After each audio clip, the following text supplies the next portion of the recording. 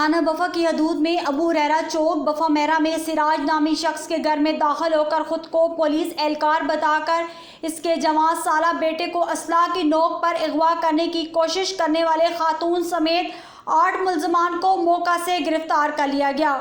मुल्ज़मान से भारी तादाद में असला व ammunition, police uniform, pocket phones और वक़ुआ में इस्तेमाल की जाने वाली गाड़ी रिकवर करके खातून समेत तमाम मुल्ज़मान के खिलाफ मुकदमा दर्ज करके तफ्तीश शुरू कर दी गई।